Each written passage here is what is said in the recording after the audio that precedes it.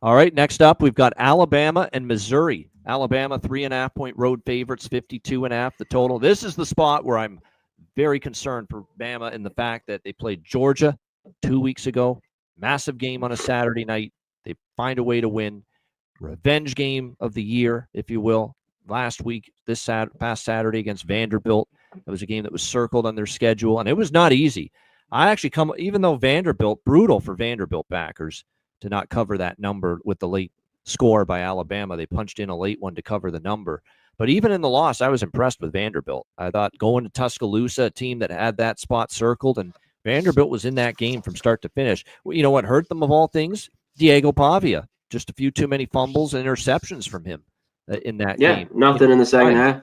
Yep. Key moments. They move the ball, and then there'd be a turnover. That's what ended up really hurting Vanderbilt in that game against Alabama. But now you're off those two big-time games, physical games they were. Now you're going on the road laying points against a Missouri team that has played very well. Now, I don't know if we know how good Missouri is because we know their schedule hasn't been chock full. Played nobody. No great opponents. They haven't played much of anybody other than maybe South Carolina and Kansas, and those are good teams, but those aren't Alabama caliber good.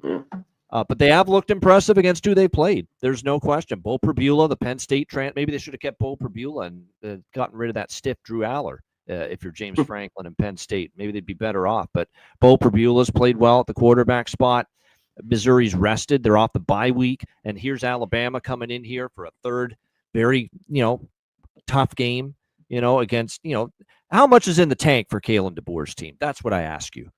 Georgia, Vanderbilt, big games, taxing games. Now you're going on the road as a favorite against Missouri, who are rested off a bye. I know the strength of schedule is not as strong for Missouri, but to me, I understand why people are taking Missouri. This opened 4, 3.5. I'm even seeing the 3.5 starting to disappear. Threes are starting to become the prevailing number now for Alabama. I can't argue it from a spot perspective.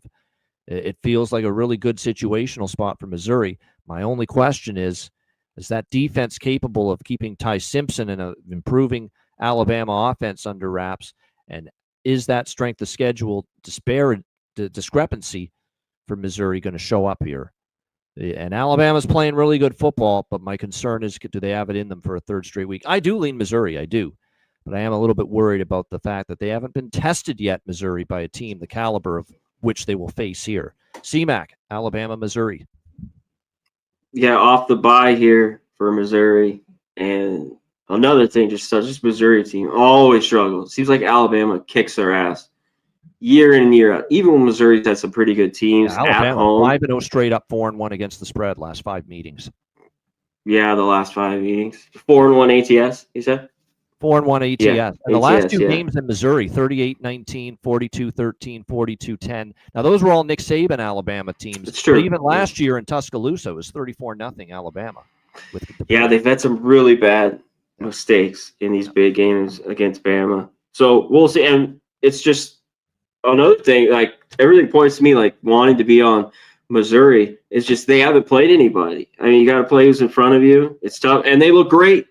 Their defense, they're rated overall defense, second in the country. The offense, I don't know, it's third. So all the numbers have looked really, really good. But I don't think like Kansas, very good. They beat up them, especially, I don't know, with that second quarter, I think they had 28 points. And then the 29-20 win against South Carolina, a South Carolina team that I don't think is great. So a lot of love the spot for Missouri, but I can't do it. And this is tough for Bama. We'll see with DeBoer, since you mentioned the third game here with Georgia, then Vandy. But I think the defense is starting to look better and better the last few weeks, I thought, for Bama, after they gave up a bunch there in week 1 against Florida State. So everything to me screams Missouri. I don't know if this team can get it done. I mean, if they do, it'll be huge. I mean, this is massive for them at home. Place should be going crazy with Bama in town, but right now, can't take them.